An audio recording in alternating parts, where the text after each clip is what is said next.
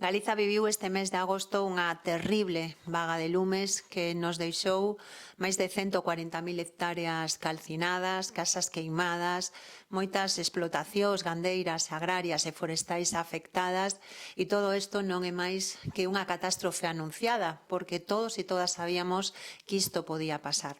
Lamentablemente, houbo unha xestión neglixente da crise antes, durante e despois.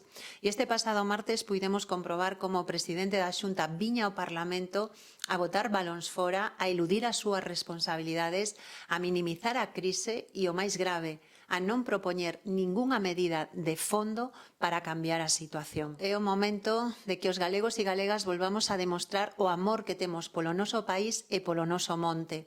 É o momento de reclamar responsabilidades políticas, pero, sobre todo, é o momento de que estos lumes se convirtan nun punto de inflexión.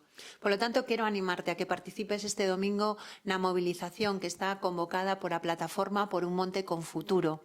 Porque hai futuro se cambiamos as políticas forestais, hai futuro se apostamos polo noso medio rural, pola súa dinamización, hai futuro se confiamos neste país e deixamos atrás tantas décadas de políticas fracasadas de gobernos do Partido Popular.